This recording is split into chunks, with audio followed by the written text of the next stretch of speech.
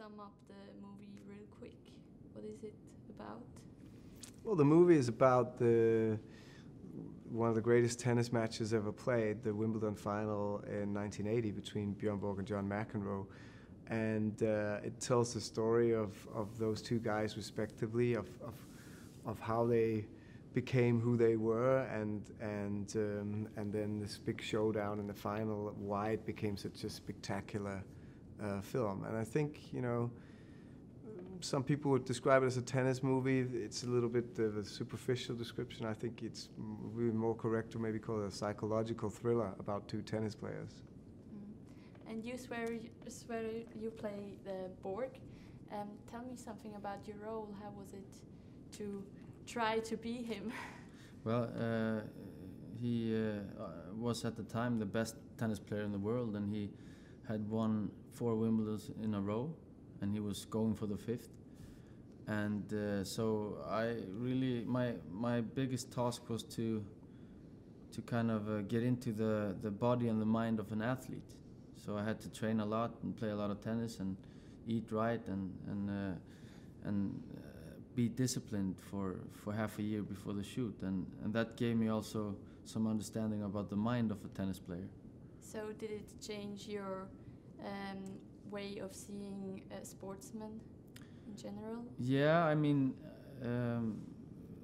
I knew it was a hard job to be an athlete on that level, but yeah, it changed my view on it, because especially like some sports, it's so psychological, and I understood that in tennis you're not only playing your opponent, you're also kind of playing yourself. And what about your contract? What about McEnroe? Could you tell me quickly something about him? What's his role? About him in what way do you mean? In the movie, what is he like? What did Shia LaBeouf have to do to make him real? Well, I think John McEnroe was known as this sort of brash hothead who'd always have fights with umpires and audiences. But at the same time, I think he was very embattled with that identity. You know, he stood up for himself, but he was also, you know, he didn't want to be pinned down as this cartoon character. And I think there's a lot of similarities in, you know, to what John McEnroe went through and the sort of controversy that Shia LaBeouf has had about his life. So you know, I think Shia was able to draw a lot from his personal experiences in order to be and become John McEnroe. Do you see kind of similarities between being a director and a sports coach, as Stellan was in the movie? Do you see similarities?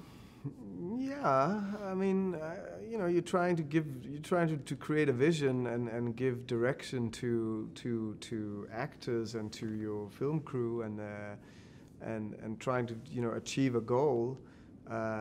So to that extent, I guess there are similarities.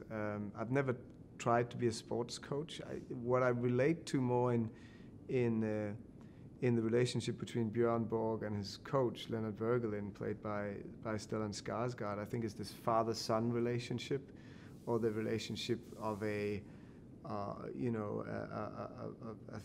Mozart and a Salieri.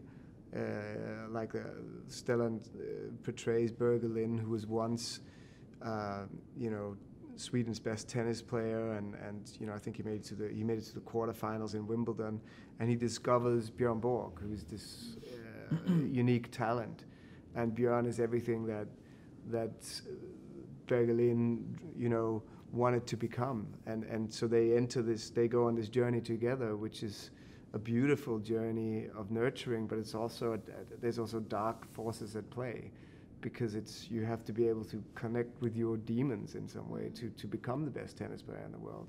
Yes. I heard that you met Björn Borg at the premiere in Sweden, actually, so after shooting the movie. How did it feel like when you met him the first time after trying to be him or pretending to be him? Of course, super nervous. I mean, I had been focusing on him for 1.5 years. So of course it was nervous to meet him, but he was very down to earth, super nice guy. So after 30 seconds, I felt at home. Okay. And I heard yesterday you also got the chance to meet Roger Federer, who is actually the really Swiss hero for us. Yeah, and he was the same way. I mean, he was very down to earth, very easy to talk to, friendly guy, and made us feel very. Yeah, it was cool. We got really the feeling cool. that he kind of wanted to hang out, but you know, he lives, or at least we wanted to hang out with him. Maybe I'm projecting stuff, but I think he, you know, you could also sense that he lives a very regimented lifestyle as an athlete, and it was quite interesting to find out how many similarities there were between Roger Federer and Björn Borg, because Federer, in his own words, also had a lot of issues with his temper as a kid, and he, funnily enough, had a Swedish coach to teach him how to control that temper. Okay. And So then he went on and won 5 straight Wimbledon, like Björn Borg. They're the only ones that have done that. So. So were you able to convince him so you can do another movie about him and Nadal, or? Well, I think I've done my tennis movie, you know. I got to move on to other things. Okay. But I'd like to come and see him play. Yeah. Yeah. Okay. So, sorry. So also about Björn Borg, I heard that also his son was playing in the movie.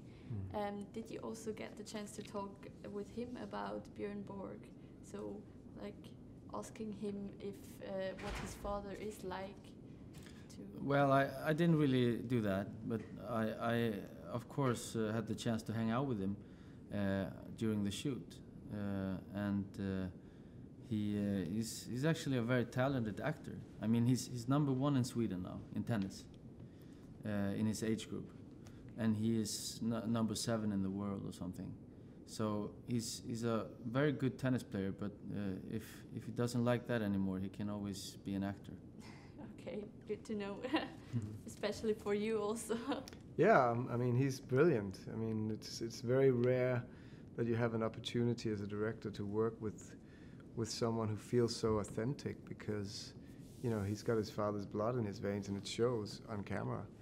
It's an amazing thing that happened when he came into the film, and obviously also his taking part in the film gave me a chance to sit down and talk with Björn about his life. I don't think it would have made much sense to talk to Leo about his dad, because, you know, you're a 13-year-old kid. I mean, what perspective do you have on your parents when they were young? And you don't want to put them in that position. You know, he's not there as a consultant to the film. He's there as an actor. But it did, it did create a relationship to Björn. So I was able to sit down with Björn and talk about his life.